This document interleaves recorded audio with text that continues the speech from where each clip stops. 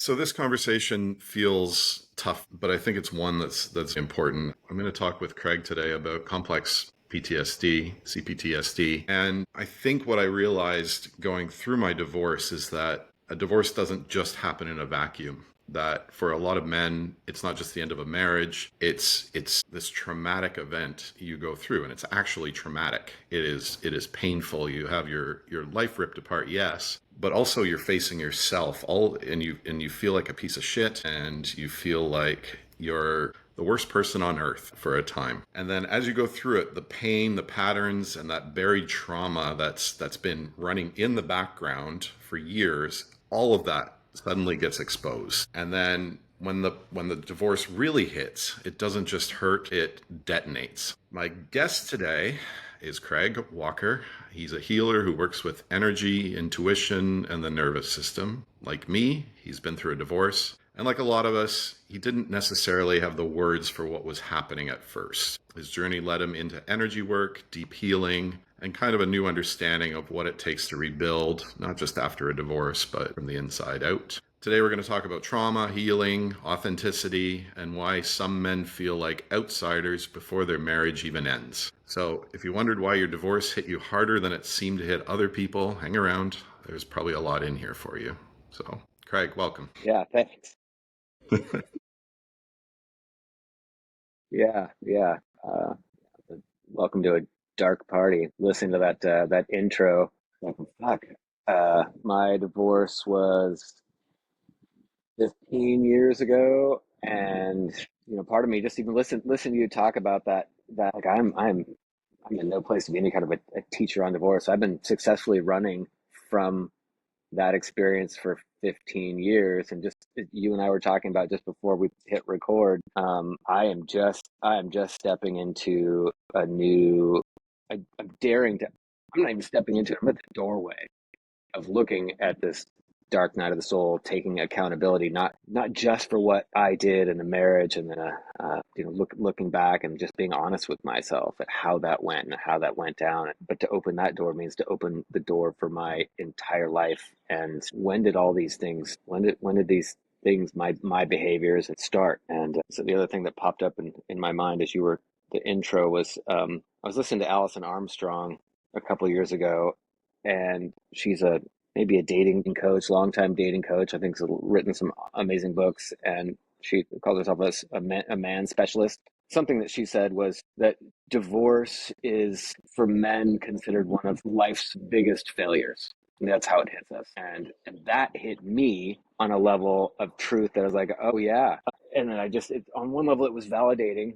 And then on another level, I was like, well, shit, Craig, you got more work to do. You can't just wait this out.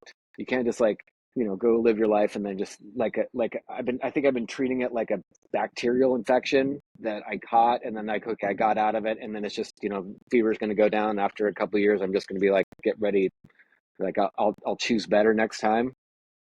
That's not That's the logical. thing about patterns, right? They stick in there and you don't choose better. You choose the same. Yeah. I think I've mentioned to you that I've gone to a couple 12-step meetings in this last couple of weeks, and like just looking at what the 12 steps are and realizing, where was I going with that? Yeah, like step one is recognizing that you're powerless against something, and sitting in the room that many people have these just horrendous alcohol stories, and I don't really have one of those, or I probably have a bunch of them, but they're just not as in my little self. I'm in there like, oh, I'm not really here for that. I'm not really here for any of these big addiction things, but realizing that that the thing that I am powerless against are all of those patterns that are reflexive patterns for not facing conflict, not owning things, like just quick mind manipulations for shifting away from or manipulating, authentically taking ownership. Because I thought if I actually just sat and really felt the impact of what I may have done, because I'm not saying what I have done, because I don't think I've slowed down enough to actually look and feel. If that makes sense. Sometimes we don't look because we don't want to see, or we think we did something really bad. Yeah, as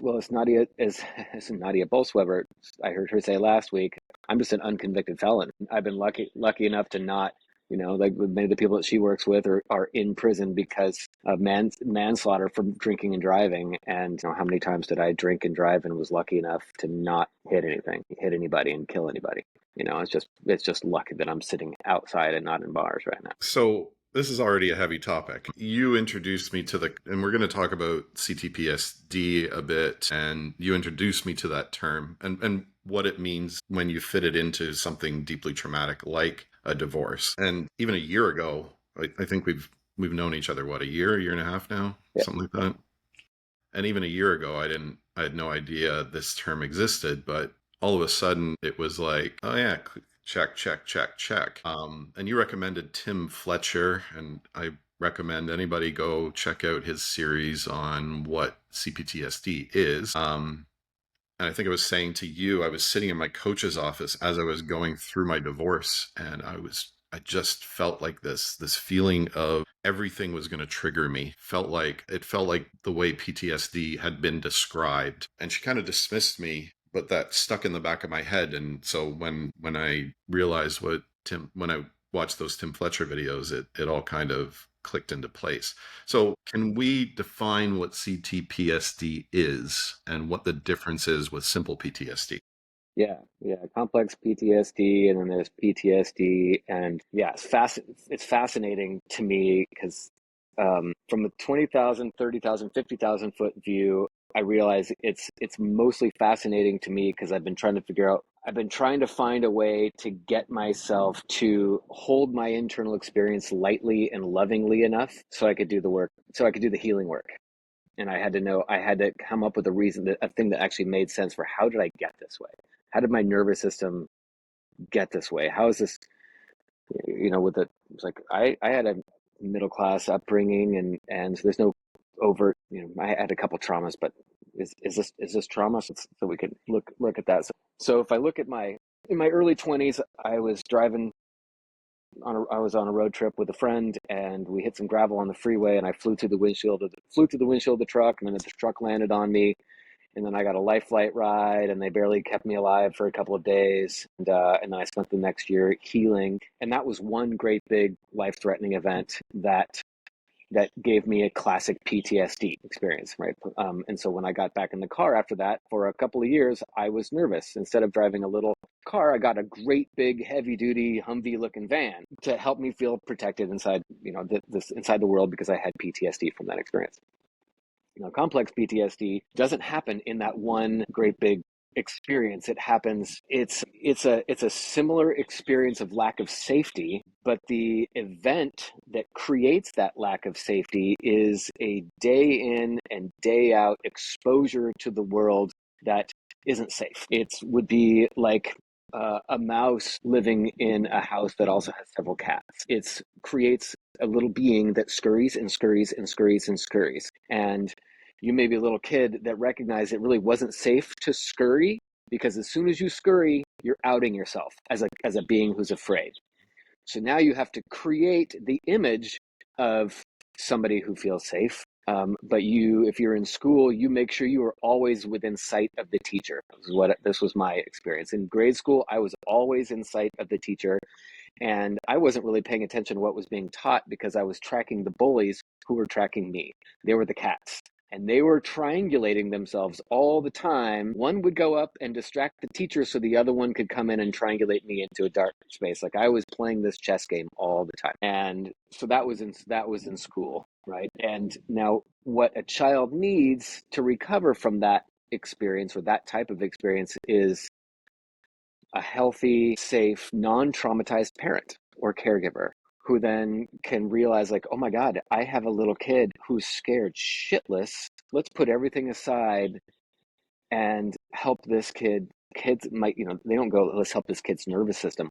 Let's help this amazing baby of mine that I love more than anything else in the world. Let's hold this kid and feel into and through this baby until the baby goes and settles in. The body then surrenders into the experience, into the nest of love, and knows that this is reality. This is why I'm supposed to be here. I'm actually here with my tribe, with my clan, with my mom, with my dad, and that thing that happened at school will never happen again because I'm I'm safe now. If that parent isn't there to get me, but now I get home and I'm like peering through the window in the door to see if I can see my dad's feet sticking on, meaning he's home. He's in the recliner chair. He's one or two drinks in already by 3 o'clock in the afternoon. And now I'm looking at the kitchen counter to see if there's a big list of chores for me to do, which tells me what kind of mood he's in, the size of the chores and what they are. I know what I'm about to walk into. So now I'm carrying the kid that was been trying to deal at school. Now I'm carrying that kid into, like, he wasn't physically violent, but as my cousin said to me one time in my early in our adulthood, she's like, yeah, your dad was an asshole to you. I had blocked all of that out. And so that was also very revealing, and whatever the word is, I felt seen, even in the, I felt seen. And that was actually very helpful to me to actually to realize, like, oh my God, I didn't live a normal childhood. You mean, and because when you live it every single day, that becomes normal. You are a mouse, and there's a certain part of the nervous system, the sympathetic nervous system, becomes hyper vigilant. And so my normal was rapid fire thinking and not very playful. I was always triangulating my days and my afternoons and my evenings around how am I going to get from safe place to safe place. And it wasn't always that way. There were some fun times too, but it happened enough. And then when that happens day after day, week, month, year after year, this experience of complex PTSD is created. And the earlier that happens in your development, the more that's just established as your normal experience with life. And that, you can create anxious. There's the secure attachment style, where secure attachment that's what the parent was doing with you. And when you were in this nest of love, is creating a nervous system that feels very secure and safe inside of itself. Like, you can surrender thoughts, like thoughts float off, and you can sink down into the experience of just being.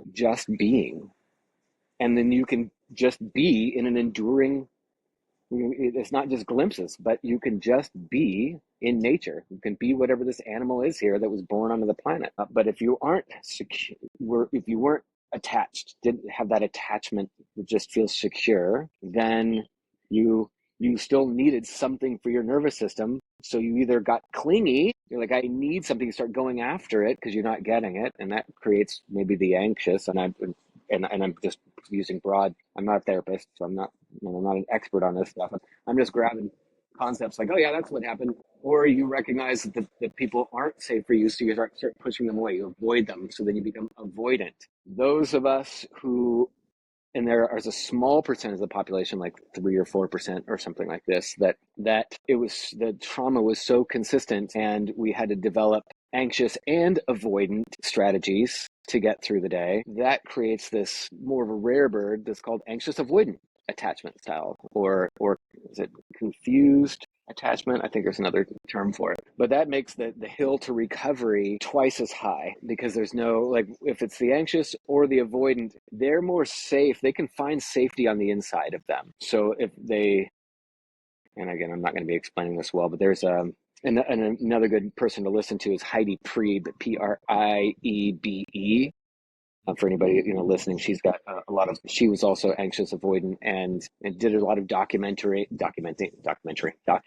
her own healing from anxious avoidant, like the more severe complex PTSD expression. So you're not doomed to this, in which a lot of people think you are. If it starts early in childhood, you're doomed. You're destined to be your effed up version of yourself, which causes all sorts of things like addictions and series of failed marriages and narcissism, all sorts of, interesting challenges for adulthood. You developed, and I can, 30 seconds left here, is that these are absolutely life-saving skill sets you developed as a kid.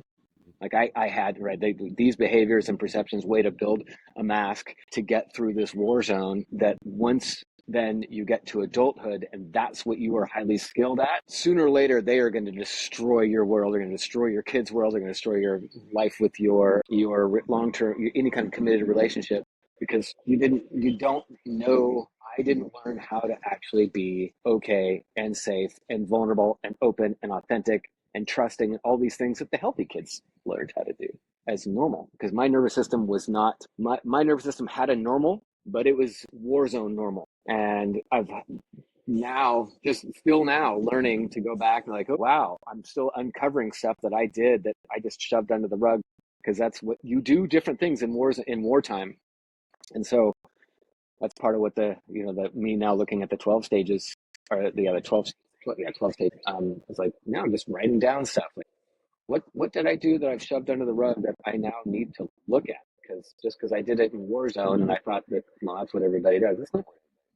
In order for me to now build a safe place in myself, so I can, my next 20 or 30 or 40 years on the planet can actually, I can sit and rest and be in the moment, and have just easy, creative, authentic exchanges with people. I have to build that. I have to build that safe nest in me, and part of that means I gotta look at like what happened in the wartime, and I realized that my personality I've created over the last 54 years, I can't use that personality to reconcile all the things in the past. So now part of my coming home to my relaxed self is I actually start to feel into, there's some kind of higher intelligence here that I have to learn to surrender into and to lean on. And that's going to be me being in that relationship with whatever it is. It's an internal felt experience for me that I realize is what I've been doing for work for the last 20 or 30 years for people, is I learned how to help people settle their traumatized nervous systems. And I realized that that's actually part of the healing I had to do, was to see that this is really possible. I've helped people have a miraculous recoveries from all sorts of things that they never should have recovered from. And that there's a real telepathic technology that this happens. And I've done this with you. You helped me because you have this same telepathic ability to drop below the level of the gross physical 3D physical state, to drop, and you've been able to come in behind my traumatized defenses, and you've been able to come inside and find me, and I'm hugely grateful for it. It's like, oh fuck, there are people out there that I can actually try to take these little baby steps. I'm certainly not at the end, but I'm like, all right, I'm triangulating my little internal compass to north, and it's going to be some of me relaxing and finding people like yourself and others who are also on the path. I don't know that there ever is an end to it. Even the Zen masters describe a constant state of work. So I think that's Yeah, the bad news. The yeah. good And news is even there now is a way out. I can feel in my nervous system, it's like, just even talking about it, I can feel it, and I can sit here and look like I have a calm face, but internally my nervous system's like,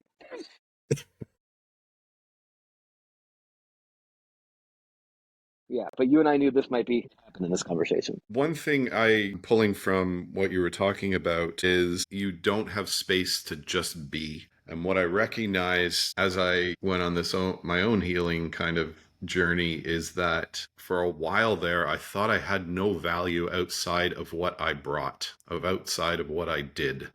And I had no inherent value. That's the term I want to use. And I remember saying that to Lindsay, and she was like, "What the fuck?" She was like, "You totally have value just being yourself." And I can totally, you can almost draw a straight line from, you have no place to just be because you're always trying to get out. You're always trying to find a place where you feel comfortable, or you're trying to people please. So you never have that safety unless you're doing work.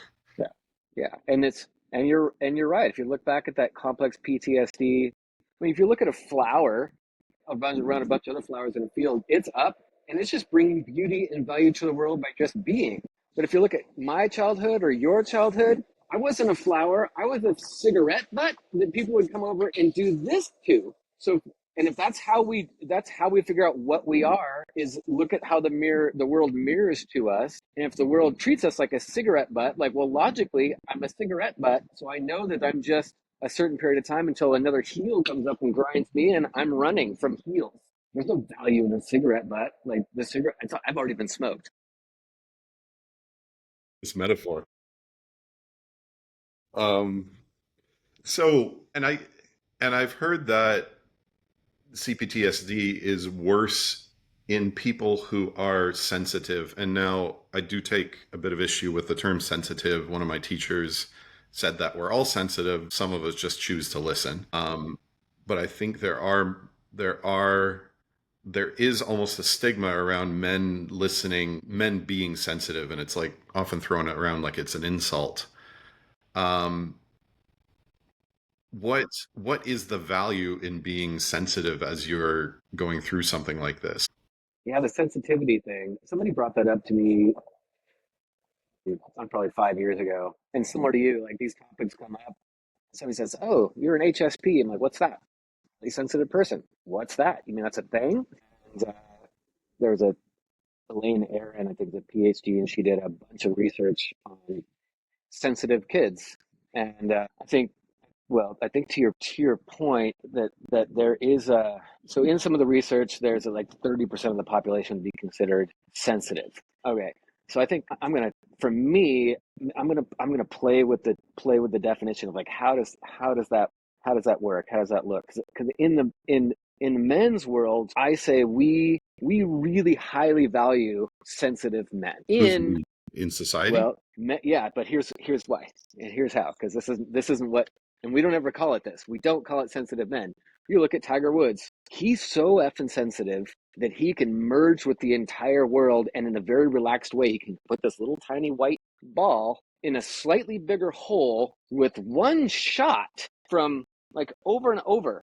Like okay, our kings are the most like they're in their sports world. We look at like us growing up, Larry Bird didn't even have to look at the hoop. Like he could be looking over here and then like he was so triangulated in and felt and he was feeling because you can't it's not emotional feeling necessarily, right? But he's like sensing, and so this is what I mean by sensitive. So that's what so in this small expression of behavior, we really value sensitivity.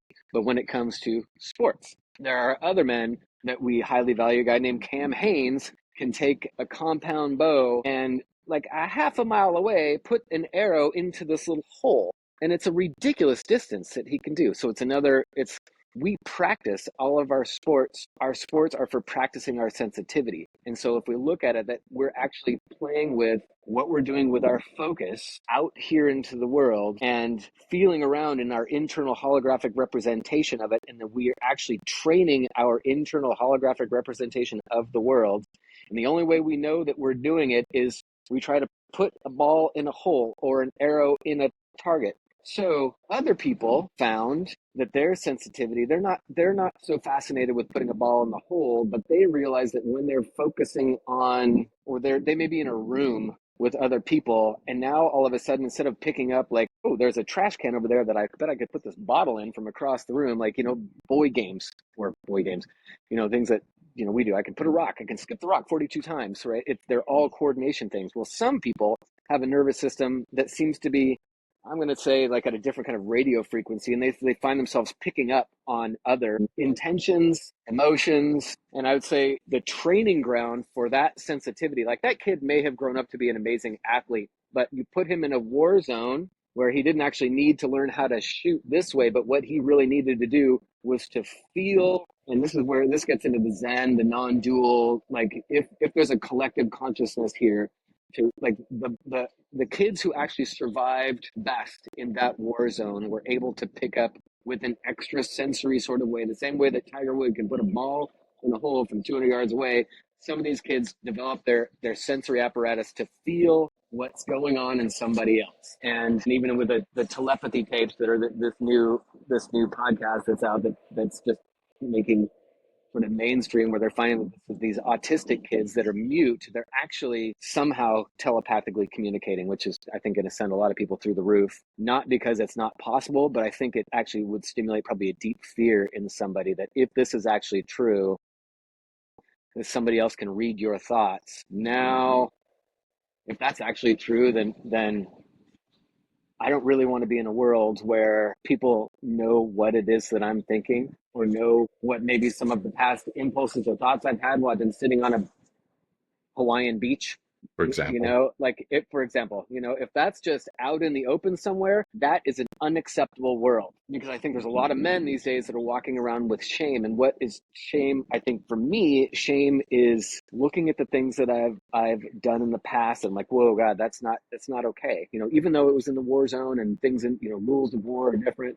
If now all of a sudden, well, that's like the steps 8 and 9 and the 12 step are like looking at the list of everything that I think I've done that has harmed somebody else in my entire life. For me, if I look at telepathy is really true. If people are actually that sensitive and they can feel what I've done, that means my step 8 list of all the things I've done, it's actually public. Does that make sense? I disagree slightly on your definition of shame. Shame isn't I did something wrong. Shame is I'm a piece of shit. There's something Yes. deeply flawed within me. Yeah. That's my logical conclusion too. Because guilt is a bad feeling. I've done something wrong. Yes. Shame, you're right, is I am a piece of shit. And so the way you know, me being a logical person, if I look at the string, if I did one or two things wrong, I feel guilty about those. I can correct that. But if all of a sudden I have a string of things that now are like, oh, I can't actually go back and correct all of those things, that is an entrenched behavior that's so deep, that must mean that is what I am. So you know, that means like, oh my God, if people have actually acted towards me since I'm a little kid, then my proof is like I might actually be a piece of shit that was in the form of human. So now what I need to do is I need to hide myself away, mostly so I don't spread this cancer that I must be malignant. So I go hiding away, and so I got really good at being sneaky. I got called sneaky a lot when I was a kid, and I remember being accused of lying a lot when I was a kid, and I did, and I stole money from my parents when I was a kid. I did that too. And but now what's tricky about something like CPTSD is you recognize it and then you go back to those moments and you go, I was a piece of shit for lying for that. And you feel that shame. But then you go underneath that and it's like, I was lying, I lied or I stole because this thing underneath that happened. And not the problem, but what happens after that I find is you feel that feeling that you've been covering up with shame. Like there's something underneath the shame. Yeah. And and if you do that too much, all of that sensitivity or all of that those feelings flood that sensitivity and it's overwhelming. And you and I were just talking about dark night of the soul. I don't know if that's quite the dark night of the soul, but you have these heavy, heavy days where you're just feeling that feeling that's underneath the shame. And plus you get the shame on top of that. You're still dealing with the shame on top of that. So it's like this a double whammy. Well, it just makes it so much easier. Like then all of a sudden I get up in the morning, like, well, what should I do today? Oh, I should clear up some of my past, so I just feel lighter. And then I'm like, okay, well, let's just open that book. Like, oh my God, it's a bottomless pit. I'm just gonna go biking instead because that actually feels good. Then I'm gonna go surfing and that feels good. And then I'm gonna da da da da. And then I thought it's like, oh well, that's just a cancer and it'll just heal itself. And then 20 years later, I have one bite of marijuana brownie, and for me, with marijuana brownie, like it doesn't just like, oh, this is a fun hacky sack day. It just cracks that door open and takes my face. It's like, look, and and the thing when you mentioned about stealing money from your parents, you know, I did that too. Didn't even realize that I felt bad about it until the first time I took LSD, which was I was about 18 and 19, was back at home somewhere in there. I was at my parents' house, and then somebody told me I could drink unlimited amount of beer while you're on LSD. Somehow it's a magical alcohol processor. So of course I believed it because I was smart, and so I drank maybe 12. Right, then I got home, and somewhere soon it started coming up. Right, but also what was coming up was my parents were down there, and the effort that I realized, the actual body energy that I was using to keep all of those lies out of my awareness, because I knew all the things that I had done, right? I just on that level, on that, in the dream space, on the subtle conscious level, everything that's always happened is right there open. So I actually had to create gross body, physical, muscular tension patterns to blur my access to those things. LSD took that guarding away. So now while I'm puking up and my parents are in the room and my dad's on the phone with the ER being like, well, I think he took some LSD and now it sounds like some very marijuana as well, plus a bunch of alcohol. What should we do? And the ER doc's like, as long as he keeps breathing, just he'll get through it. Up comes with the pukes like, I used to take 35 cents out of your purse and go buy candy all the way, and I used to hit my sister and I kicked her in the face. When every single thing that I had done as a kid also came out with the alcohol, and I just laid it all out, and I didn't feel good. I still was coming down off LSD and this horrible hangover, but the next day was the most amazing day I think I had had probably on the planet in 18 years. I was walking around, I didn't even feel like I had a body, but I realized there was nothing I had to hide. Everything was out. Everything was out.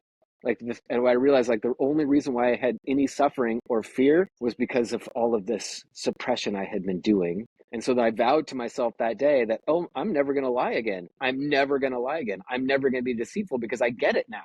And I don't know how many hours it took me to start lying again or having, more alcohol or getting sneaky again. But then, a couple years later, I had maybe a handful of mushrooms and the same thing happened. Like, oh, I can't actually enjoy this moment. I can't feel free until my body can completely relieve itself of any tension. And what I'm using this muscular tension for is holding down these things that I feel is shame. You just described a really, forgive the term, but a really messy process. And I don't just mean in particular you. Like I've been through my own similar nights like that. What's the value in even looking in this direction of CTPSD? Yeah. Well, one is it's an answer to the big shame question that it is a perfect counter to shame's argument that you are an actual piece of shit. Because by the time the shame gets to be that big, and you're in your mid-20s, some of the men that I've been working with, that's oftentimes when life completely comes apart. Is right around the mid-20s. Maybe there's some weed involved or something. I cannot go forward in life anymore because I am a piece of shit, and I can't. I don't know where to go. And the shame has proof. And for me in my 20s, the shame had proof that I was worthless. And I had the same experience that you said was I'm not actually bringing any value to this world. And the only proof I have is that I'm actually a manipulative, sneaky, lying, pain-inducing, violent dude walking around with a happy, smiley, charismatic face, which gets me in a lot of trouble. It takes you all the way back to the beginning where, oh, I was actually born a baby that was like any other baby, of innocent, delightful, beautiful, feeling, happy baby, and then do something to the baby. And in rat studies, you can do something to the rats to produce complex PTSD. And the way you do something to these rats is you feed it. You don't deprive it of food. You don't give it too much food, but you give it a little paddle that'll bring food down sometimes. And it's in an unpredictable schedule sometimes, and then it'll hit it. If it's predictable, the rat will come feed itself and it'll go play. It'll come feed itself, it'll go play. Because playing and merging with the others is how you build a thriving nervous system. This nervous system is a relational nervous system. It is not designed ever by God or whatever you believe is making all of this stuff. It isn't designed to thrive in isolation. It cannot. So the way you make this thing thrive is feed it sometimes, sleep it sometimes, make it go play around with the other nervous systems. So if you actually then make the little paddle, feed it sometimes, what happens is the mouse quits going to play with the other nervous systems. It then starts to be addictive. It will be addictive, and that's how you create a complex PTSD nervous system that is just trying to figure out how it's just going to sit here and keep hitting the pedal, whether that's addiction, alcohol, or weed, or sex, or narcissistically using other people. You're not born that way. And even though I get a lot of pushback when people are like, yes, they are, I was like, no, this is how you create. You might have created, like in my case, my parents were traumatized in the womb. I got it before I was born. So I was born into a traumatized nervous system. So this already started back then. So now the value for this is when you now start to learn, like, oh, my nervous system actually was created this way at some core level of me.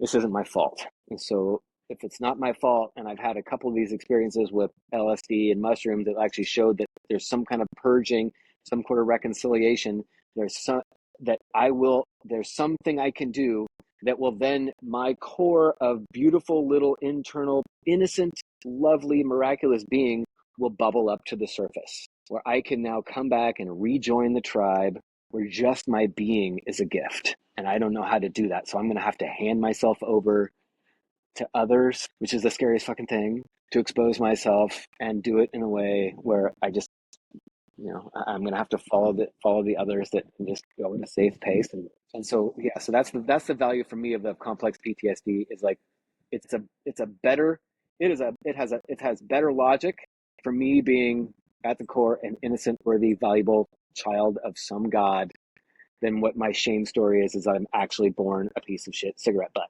faulty flower. One of my teachers always, whenever we went into a shame spiral, which she would teach a lecture, and always somebody would put up their hand and say that they didn't deserve love. And her counter to that was to say, does a baby deserve love? Well, of course a baby deserves love. Well, at what age do you stop deserving of love? And the answer is always, well, never. So therefore, you are deserving of love. And it has to start with you in order to give that to yourself. But even then, and I do want to drill into the gender argument a little bit more. How do you make the case? Like we've got, as a man, we've got, to make sure the bills are paid and whatever that is. And how do you make that case to even think about, you're talking about nervous system regulation and trauma and intuition and all that. How do you explain that to a skeptical man who's dealing with very practical issues? Yeah, good. Well, explaining to the man, the part of the man that uses language is going to be his ego. That was what he developed in a war zone. So what he is already looking at you is as a potential enemy from which he can extract resources. So he's not even listening to what you say. He's just listening to what you can do for him. Can he buddy up to you so that you can be a friend, so that he then can use whatever resources that will give him by having you as a friend? So that's the guy that's traumatized, complex PTSD, that needs to have an understanding of something. While you're talking to him, you're just doing what you do, which is you're here to save your own ass first. And the way you've found the best way to do that is to go into your own heart and to be face to face in there. And so one thing that does is, as you're talking to your own heart, there's the version of the man that you're talking to that's outside of you, that's in 3 dimensions that your eye sees. But there's also another him that's inside, and this is where I may start drifting off from the people that are whatever, that you'll find him, or if you and I are working together, you're going to see me on the outside in the dualistic sense, like I'm a body here, you're a body there, but in the non-dual sense, you're going to find me in your heart there. So somehow, sometimes I call it the back door, where I'm working with people and they may be laying face down, or they're just lying there relaxing. And from my dualistic, I can just see them. I can see them lying there breathing. When I then go in and I feel myself and I adjust my posture a little bit, and then I gaze at them in another way, their breathing might actually start to shift. And that's the part of their internal baby child that's lovable and is that non-dual self that's just been sitting and waiting to be seen and witnessed, that's being protected. That person's just protecting themselves, and they don't even believe that thing's in there. But their belief that this isn't going to work, energy isn't going to work, that belief is just an easily penetratable shield. But it's nice to allow them to keep that in place. So having no agenda for them, because an agenda for them to make progress, just heal them, they're going to see that coming a mile away, that you have some kind of agenda for them, and they won't have anything of it. So recognizing that in this present moment, in that non-dual, in the non-dual state, there is no agenda, because their healing has already happened, because they're not even damaged. It's some kind of make-believe ego thing that's up there. And so you being able to feel into yourself and then watch in here while you're also softly watching them in just a completely accepting way, but you can't try to put on the accepting face. Like, you actually have to be in your being. Well, as Peter Levine says, he's a guy that is a therapist, trauma therapist that created somatic experiencing. I'm going to butcher this a little bit, but he says, trauma is an experience in the body in the absence of an empathic witness. The person isn't able yet to be an empathic witness for themselves, so they're just carrying it around. They're like a little red wagon carrying around trauma in their tissues, and damaging everything as they go. And they're looking forward. They don't even know they got a wagon behind them. But when they come across somebody who's actually been doing some work, or they weren't traumatized in the first place, who knows actually to look through them at the little red wagon. They can see it. And when they see it, that all that trauma then just turns into a beautiful little baby. You're feeling yourself inside of them and you're feeling them inside of you. While I was working as a chiropractor, I wasn't adjusting. I was just doing this energy work. And he was the guy that I spent years being afraid of because I had to, because that was the question. Like, how do I talk to a guy and tell him that this is going to work? Right. And basically what it came down to is I'm not even going to start explaining this to you. But what I'm going to ask is you give this 3 sessions, not 0, but 3 sessions. I will know after the first if I see any stirring in there, which tells me that I actually found you. I found something in the background. And so the actual spinal cord will start to move. And that's the physiology, that's the anatomy actually changes when you're in a traumatized state. And part of what happens is the spinal cord stretching, which creates these bodily problems, these diagnoses, these pathologies, like PTSD, long COVID, fibromyalgia, rheumatoid arthritis, depression, chronic fatigue where you can't even get out of bed. Like, it exhausts the body. And when you actually connect with somebody who knows how to find you in there, some of that can start to soften. And so that's sometimes how these really tough men will find me or find somebody like you, because they won't even be coming to us for some kind of finding God, which, whatever, it's fine. Everybody has their own path. What they're really coming for is to find that empathic witness. Peter Levine says it's in the absence. So if you can be that empathic witness, because they can't be that yet for themselves, trauma then will start to soften and start to move. And then if it's the right time, there's whatever significant symptom that they're having will change enough for them to go, oh, something's happening here that I need to take a look at. It will trigger an internal flag, like there's something here. And I think probably everybody that's listening has that internal thing that's like, that doesn't make sense to me, but there's something here I need to listen to. Like, there's something here, I'm going to write this down because in a year, this is going to make sense. Something like that. I don't have the same technique as you, but I can feel, I can almost feel somebody else's intentions and their heart. That's the way I describe it. And I'm a big guy, but sometimes people come up and challenge me, even if they're smaller or shorter or whatever. And but I feel confident sitting in myself, or I've got this center I can go to where it just feels so solid. And they almost bounce off of me. They bring this, I don't know how else to describe it other than they bring this energy, like, I'm angry at you, and it just kind of like pings off. That energy feels very, very weak, and yeah, like I said, it just bounces off. We could take an electromyography. We could take a scanner and scan the muscular firing patterns to your spinal cord while you're doing that, and which would be really fascinating. And we could show what it is that your posture is transmitting through the subtle energy, through the non-dual state that everybody's is picking up. And that person that's challenging you is gonna get, if they're at all tuned in, they're gonna get like, okay, they're gonna receive it. They're gonna triangulate off of, you're almost, well, let's see. What's interesting is, if you know about starlings, these blackbirds they go in these amazing choreographed murmurations, or fish, their spinal cords entrain together. Now, this isn't something that happens in the gross space, but it's expressed in the gross space where we can actually see them entraining together. So this is how we feel our way through, other and transmit back and forth between others. But the spinal cord is mostly unconscious, so our unconscious is managing a lot of that. So going quiet, like listening to Ramana Maharshi, he talks about the one thing that we need to do is to get really quiet, is to get still. And when I heard that, I was like, that's the one thing I can't do. Like, sitting down and meditating, I'll be doing this and this and like this. And so then I realized, like, oh, I'm incapable of doing that. And then when I listened to him talk me in, and his method of going is the exact same as Byron Katie. There's a way of inquiring, asking myself a question of, who am I, or what is this being here? And asking that question then erases all other thoughts. It's really kind of brilliant. If I allow myself to receive the answer, the only thing that is the answer is a state of being that's, oh yeah, this is just my being that's here all the time.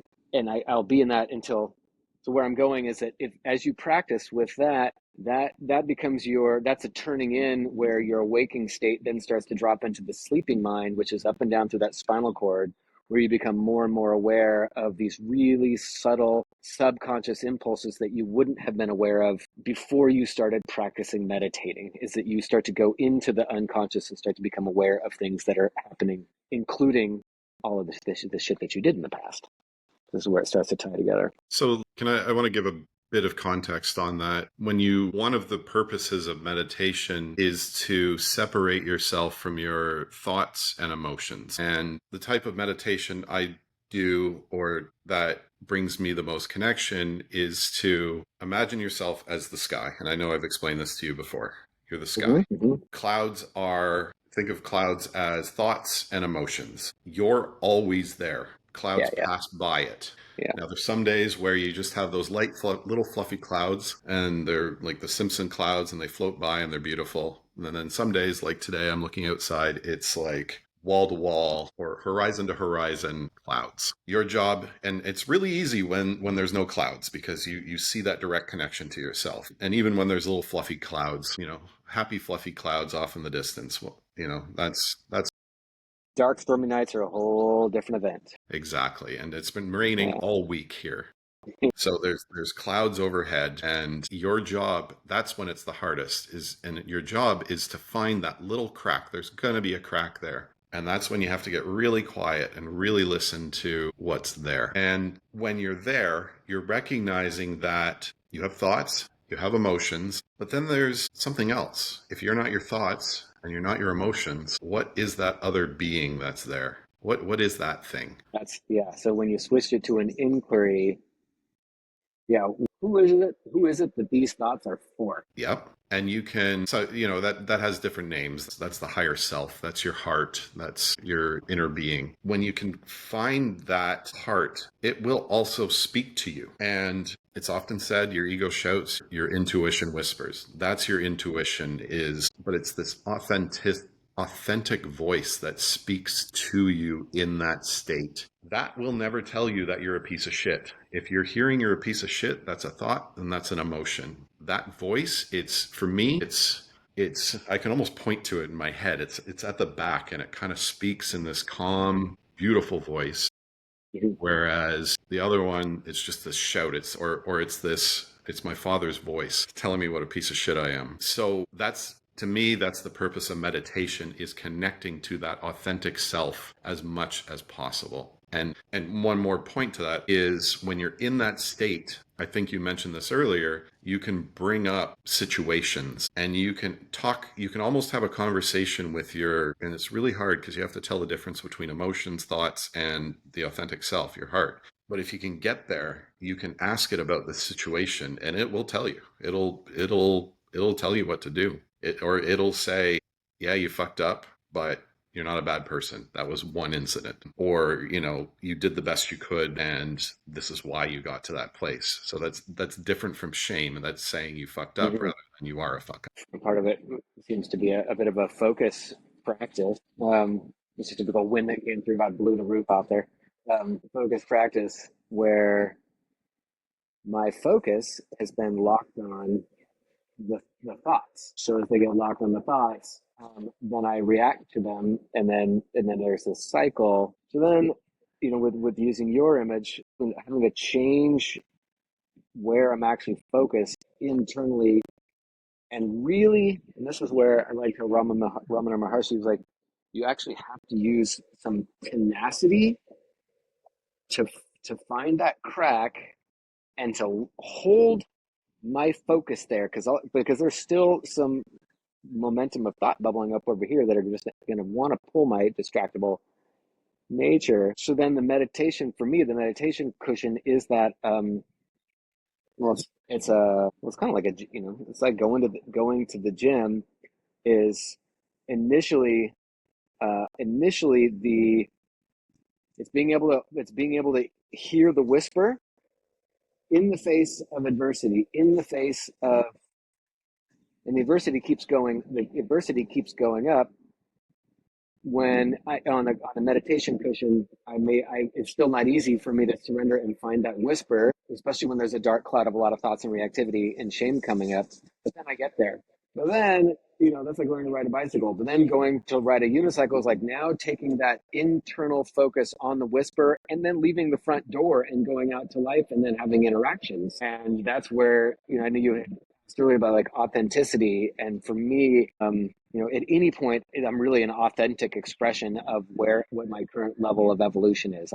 If I'm lying or I'm sneaking, that's an authentic expression of how well I'm able to manage my focus. I'm either managing for self-protection, in which case I'm being sneaky, or I'm actually listening to the inner guidance, in which case I'm being less sneaky. I think some people use authenticity as you're only authentic if you're in contact with your inner whisper. I think some of, to your point where establishing, okay, that's where this is what I have to do to maintain contact with my inner heart speak and really hear. And then to then bring in a question and actually reintroduce language into that is another layer of like riding a bike is one hand, right? So it gets tricky, but it's really being able to kind of stabilize it. As Adyashanti says, you've got abiding awakening or non-abiding awakening. And the abiding awakening is when once you find that connection with your heart, you never lose it. But for most of us, we lose it because there's some practice still and some addiction and war zone belief. And I would say that CPTSD covers it in like a pretty thick layer of shit because that's what you have to do in order to survive. But once for me, it was like a dog on a bone. Once I found that crack and I knew that was peace, I was like, I would hammer at it. I would hammer at that crack until it opened up more and more and more. And it's almost like meditation. Sometimes I just don't want to do it. I hate it. Yeah. I'm even just like, just do it for 2 minutes and I can just feel myself fighting it. That's the turbulence time. That's the worst 2 minutes of the whole damn thing. Totally. And lately I've been hours. doing more breath work and I found that a little easier gateway into meditation. There's a meditation I've got on YouTube where you do 10 minutes of breath work and then it leads into 5 minutes of meditation. Perfect. Yeah. And at the end of it, I'm like, I feel so good. Why do I just not always do it? Anyway, when you're just getting started, it's totally like weightlifting. And I think David Goggins would talk about how he didn't want to go to the gym, but he would force himself to. And he said all he had to do was put on his shoes. And there were some days where he stared at his shoes for like 30 minutes. He was like, motherfucker, just put those shoes on. Yeah. But once he got them on, it was just that momentum that carried him forward. Yeah. Yeah, and is that right? That I had one of those the other day where it felt like it was ridiculously small success I needed, disproportionately small, or what feels like like I had this mountain of failure that I was trying to get out from under, and it was something the size of like putting my shoes on. Like I just needed the emotional boost of having a reward, and even though I can talk a lot, and just last week I felt myself like I was in bed being like I was trying to squish the part of my brain that makes thoughts. I was just trying to kill it because it just wouldn't shut up. And it was, I was in bed with my hands on my head, just like, I was telling you this, you're like, yeah, that sounds like the dark night of the soul. I was like, well, it's been fucking going for years. Long ass night. But that was the night that was the night that I was like, well, there's nothing else I can do except to go to bat with this one meditation technique and just start asking, who am I? Who are these thoughts for? And then listen for the response, and the response would be about that long, and then it'd be back to the thoughts. But all it took was that long to be like, oh, there's a being here. There's a being here. And as soon as I saw the being, it's just like seeing a tracer. But my eyes, you lock on where the tracer was, and then you start looking for it more. So I just asked again and again and again. And within 5 minutes, it's like, oh my God, I'm actually in a state of like, this is a dramatic, blissful shift. And I'm sharing this because I'm no effing meditation master. Like, it was just last week, and it's happened since then, where I was like in the head grip mode. So this shit, CPTSD, there's a dark night of the soul that comes, and it's not, you're lucky if it's only 8 hours. And I guess what I was going to comment is that what you said was also reminded me of, heard Nisargadatta or Ramana Maharshi, one of those Indian smarties, saying that you need to have tenacity. You won't get it without tenacity. And like you said, once you got a glimpse of it, you started hammering at it. And you have to be, that's like that stage one of the 12 stage. Like you're at a spot where You've tried everything. You can't keep taking more ayahuasca or mushrooms. You've dated enough women. Like, I'm living in paradise. Paradise hasn't fixed it. All the external things, and so you're like your only chance for oxygen is that one little glimmer through the clouds, and then you know, and some people don't. Some people don't make it. I want to, yes, tenacity. I agree with that, but it's almost, there's almost an inverse of that. If you're too tenacious, you don't end up there. You end up back in your ego. It's a very fine line to ride, but Is it the image I got was you're in the back to the golf analogy? You're over gripping the club. I don't golf probably. Yeah, That sounds about yeah. right. That's one of the things. Yeah, I'm sure you would hear like you're gripping Squeezing too the hard. stick You're too gripping tight. too hard. Yeah, that's not in this game. You have to completely relax into letting your bigger picture triangulate everything to see where that little hole is way over there, and then you have to surrender to your practice, surrender to flow state, and then keep the only thing you get to tweak is how your hologram is experienced. Because as soon as you start using effort, you're going to grip the club, and then you may, like me, you miss the ball altogether. Well, that's the surrender part of this. And I don't think a lot of us are very good at that part of it. I know I wasn't. Surrender into a higher power. And it took me years. And I had to do, there's this process called the DiMartini method where you do a quantum collapse on somebody. Basically, it means writing out, it's 8 hours of writing. So I did that 1 year. I've done it like dozens of times, and you get this new perspective on a situation or a person. I did it on God 1 year because I was like, motherfucker doesn't exist. And at the end of it, if you do it right, if you do it honestly, that's what I mean by right, you feel this heart opening moment and you're like, oh shit. And for me, that was like an actual recognizing of all these places that God has guided me. And it was almost like this opening and belief in a higher power. And I saw Mm. that through those moments where I was guided through those tough places, through those dark nights of the soul, into something that expanded me. Yeah, that's good. All the times that your ass has been saved that it shouldn't have been. Say, you were describing that moment in your bed where you had nothing else to do but meditate and consider this one concept. To me, that's a higher power guiding you into that moment. You have nothing else to do on this planet except look at this concept that you think you believe in yourself. Look at this belief. To me, that is a higher power guiding you there. Yeah, or it's entertaining, and this comes back to the question about how do you talk to a man who's hugely skeptical. It's entertaining the possibility that I may have gotten this whole effing thing wrong. I may not be what I think I am. And I've got this online training teaching the energy work that I do. And that's like that's the very start of it. You've got to get yourself to a place where you're not what you think you are. Yeah. And we're not what we think we are. And so then it gets us to the question, we're like, well, what are we? And where do if I'm in that inquiry place, like, what are we? Where do I go? Where do I go to look for an answer to that? And where, if you've seen I think you've seen my work, but I'm working with people over like Zoom or in the room, and I'll point my finger, and just like a golfer, like I aim, imagine I'm looking at their spine, imagining there's like a golf hole, but I'm watching my whole body feel it. And then when we get it right, the whole spine starts to move. And according to my upbringing, which was very science-based, and when I was playing doctor, I was a licensed primary care physician in my state. That is a part of the world that's not included in the definition of what we are. That ability didn't save me, actually, but it did work against my shame, where I was like, oh, if all of these people can actually heal beyond what they thought was possible, and they actually have a real internal experience of their own higher power, and it's felt. The body is moving differently when they are in contact with their higher self. Their physiology changes. And that's actually one of our coaches, Tad. Hargrave. He asked in one of our group calls, he challenged us, everybody in the call. He said, you as coaches or healers or doctors or whatever you're doing, what is the one thing that you can say that you are afraid to say, but that is the game changer? And I think mine was something along the lines of, many of your even life-threatening illnesses can get inexplicably better if you change your focus. And I've seen it over and over and over again, and that throws up red flags all over the place in the establishment. And other people, I'm sure, are like, yeah, duh.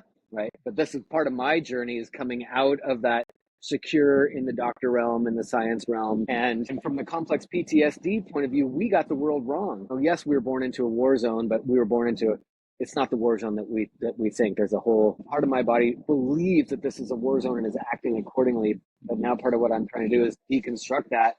But then I'm now asking the world that I think is maybe lethal to me, and I'm trying to open myself vulnerably to it and open my heart to it and feel, well, what are we? And that's for me is like on the Enneagram, I'm the 6, which is like right in the there's a fear triad where most of the way we experience the world is out of fear, and that's the 5, 6, and 7, and I'm the 6, which is right in the smack in the middle of it. Like there's no personality type that is more fearful than me. So some of this, uh, looking squarely on at what I've done, it's a very scary thing. If you follow the archetype of the wounded healer, it was your wounding that led you here to do that work. What can you describe what it is you do? Somebody comes to see you. Why are they seeing you? Yeah. So that I didn't know you were going to ask me this, so I didn't have to prepared. And it's had to evolve and change, and that's been one of the toughest things I've had to do for the last 15 years since I've been doing this work. Is what is this that you're doing? So some of it has changes depending on who I feel like I'm talking to. There, okay. There's the yogic philosophy, maybe not even philosophy, but they just, in their experience, there are 3 states of consciousness. This waking state, the one that you and I are in right now, bouncing words back and forth, little mouth noises. And then there's, in between the waking state, are the dream states. There is that part of us is still there in the dream state, right? You don't just, you wouldn't say that you go away in dream state. You're still there, but it's part of you that's not thinking. So the beingness that is your being during the day, your beingness carries on into the dream state where there's still thought and there's still imagination happening. Then outside of that, or maybe below that, is what's considered the deep dreamless state. Those are 3 distinct states of consciousness that our waking state really only has. It's kind of locked in the waking room. And almost by definition, when you go to sleep, the waking state where you're thinking and we think we're driving our day and our we're willfully driving our way through the day, that part just shuts off, and some being transitions into a different kind of dreamland, that whatever happens, that part doesn't really carry back into the waking state. Well, in sometimes psychedelic states or in meditative states, that veil or the boundary between the waking state and the dream state becomes permeable. And what you can do, as we all know, in the dream state, well, you can fly.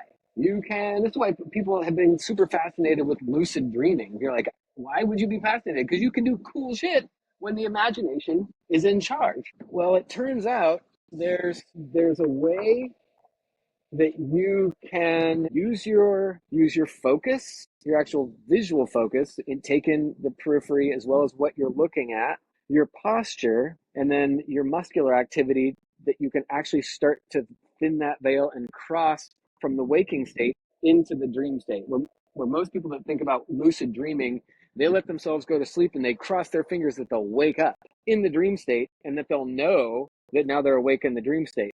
The way I was trained to do it was, you don't let yourself go to sleep. You start to play with what you have, your sensory apparatus, and you can play with your sensory apparatus and then basically build yourself like a little submarine and then move into the dream state. In the dream state, spoon bending kind of thing is possible. Although I haven't ever been able to actually do that with physical objects. But what then becomes apparent is, in the dream state, our brain, specifically our central nervous system, and more specifically the lower part of our central nervous system, so the brain and the spinal cord, starts to move like a tadpole or a sperm. Actually, there's the blob at the top and the tail that does this. When you get 2 of them, 2 or more gathered in my name, if you will, 2 or more gathered in the dream state, these spinal cords start to, it's called entrain or entrainment.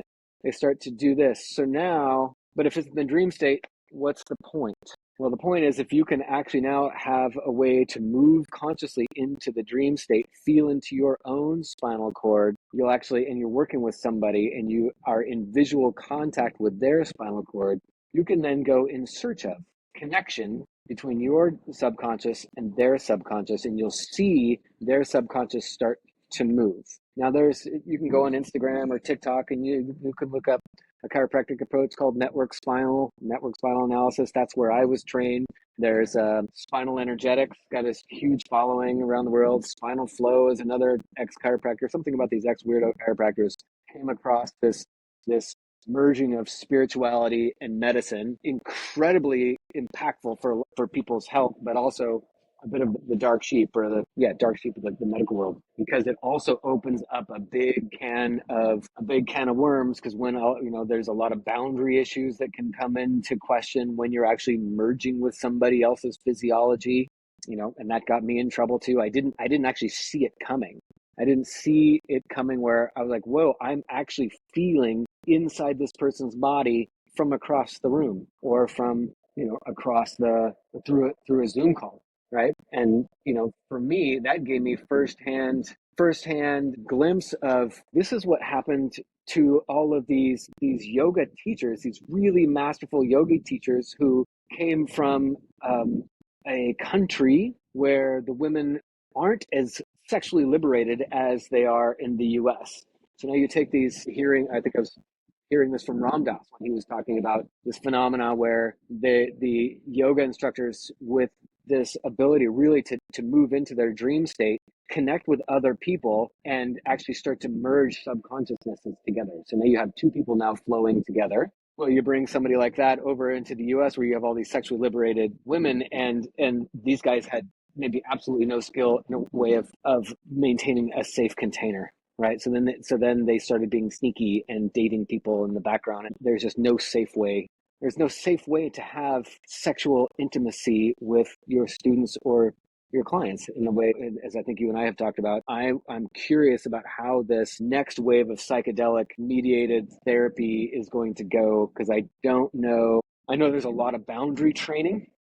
And I know I'm going off a little bit off of your question, but this is also some dangers and perils here. When you start to go in a wakeful state, I think there's a reason why there's a veil between waking and dreaming, is that we can actually keep ourselves safe. That when you're in a dream state, are you really able to keep yourself safe? In my training, what I was trained to see was those of us who have had trauma, or not even necessarily trauma, but the spine itself, the spinal cord wants to do this. And the spinal cord is this organ that is like a radio receiver. A radio transmits in the growth state, it transmits music.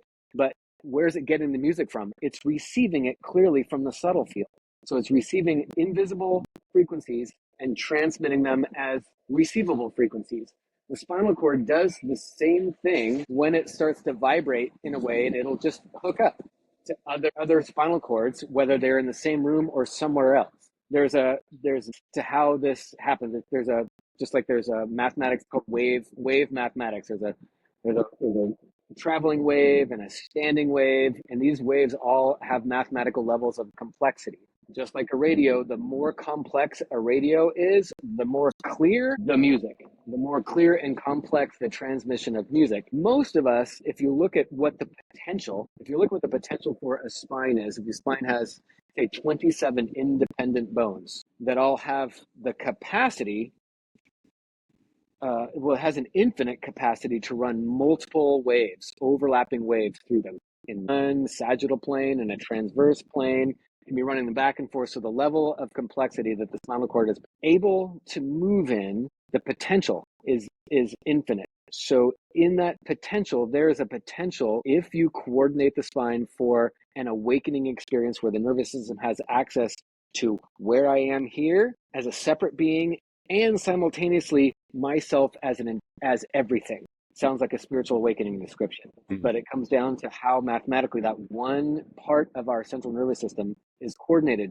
Well, why wouldn't it be coordinated that way? If you think of a dog that's about to get hit by a stick, The dog goes, oh shit, and it tucks head, tucks tail. It takes the back muscles and it grips them, and it creates this turtle shell, which is a brilliant short-term strategy for getting through a trauma, is to guard the body and to protect the spine itself. And the spine and the brain and the spinal cord is if you look at it, is the only organ in the whole body that's actually so important that it's completely encased by bone. It's considered important by some creator somewhere. So if you take that gross body and you freak it out and it guards and it takes the spine and it freezes it into a turtle shell, no longer can the spinal cord move in a complex wave series. So no longer can the spinal cord feel out into the world and feel itself connected to others. It won't feel itself as included in this world. It'll feel itself as an outsider. It'll feel itself as something that's cast out. And it's an embodied knowing that it's not meant to be here because it's looking out and it can't find inclusion. So to tie in the CPTSD, one of the best ways to soften the spine so it can start to learn to wave and feel out into the world and have this natural awakening experience is to have a loved one or an empathic witness peer in, and then the body feels itself being seen. And in that seeing, there's this transmission of safety sometimes. So when you look at what I'm doing, I am finding myself in here. And then by looking in here and out there, I'm feeling into where their spine is, not only on the inside, but from the outside. And I start to watch for their inner child to start to soften the guarding patterns that is keeping the psychology, the subjective experience of I'm a piece of shit, I'm separate, something's wrong with me, I have to scurry because I'm in a war zone. So we can help create this awakening in others. And in the yoga world, it's called Shaktipat. Shaktipat is just being in my awareness over here. I can, from over here, feel in to somebody else. And just even saying that, I know, is throwing up red flags. And for me, if I would have heard this, because the story still is going to throw up red flags for people trying to understand it. If, like you or me, we've had psychedelic awakenings and we know there's this possibility of actually full transparency and we're seeking it, then this might actually answer some questions, but it'll also get us burned at the stake in some some cultures. So then basically what there's actual mathematics for how the spine is designed. So from the inside, the person will actually in yogic science, there are ways to unlock these guarding patterns that the spine has, and it'll actually start to soften, and then it'll start to move a particular wave up and down through the spine. And that wave turns into what's called a standing wave. So it just keeps going. And that standing wave keeps the body anchored in the present. And anchored in the present, you know where you are, you know who you are, and you know that you're separate and the same as these others. And that's how maybe you, at least this is the way I tell the story of how you can stand over there, drop into yourself, give yourself a rigid spine so somebody coming to challenge you can get the impulse inside their own body is like, oh, wrong time, wrong person, right? You're sending guidance into them up their own spinal cord. So they're going to get it as their own intuitive, but you're transmitting it. That's my attempt today at explaining what it is that I do. Does that fit on a business card? If the business card is like a YouTube link. It sounds like you were saying, a mixture of mathematics and spirituality. Yeah. I've called it the mathematics of heart opening. Because that's how I alerted. I was in a room with 100 other doctors who were doing this all over the world, and I was seeing it, and I was like, this can't be real. This can't be real. Somebody fed us all the Kool-Aid. I'm watching people point their fingers and other people moving, and it's like, but it's happening all over the room. In just these big trainings that are happening in hotels all over the place. Like, how is it that I'm 40 years old and just seeing this stuff? And it was just, my brain was melting down, and then it just, again, it was just triggering my complex PTSD. I did not want to be exposed, and I was on the table. And I tell you what, being on the table of a really experienced provider of this work was one of the scariest things I think I've ever done. And there were two competing fears that are either mutually exclusive or not mutually exclusive, but somehow those terms fit somewhere. So I'm on the table and they haven't come up to me yet, and I'm there petrified. The first fear is, I know my liberation means that I have to be seen. Somebody has to find me, but that means I have to be seen and I have to be exposed. and that's going to be unacceptable. So my biggest fear is I have to be seen, but you're not going to find me. I'm going to escape detection again, and I'm going to remain isolated, which is the worst. But then the other fear is, oh my God, you might find me, and that means I'm going to come undone in front of 200 or 300 other people, just in ugly grief, nasty tears, and I'm going to be found out. And I know that it's not going to be what I think it is, but that doesn't mean I know what it's going to be. I just know that it's going to be ugly, and the emotion is going to come first, and I'm not going to be able to control it. And I want to control this thing. One of the deep spiritual teachers talks that psychedelics is not true enlightenment. It's not, he doesn't even use the word true. It's not enlightenment at all. I would argue that it's a gateway, but you have those moments where you're in front of 200 or 300 people on a table, and to me that seems like it would feel completely different, completely more opening than psychedelics would.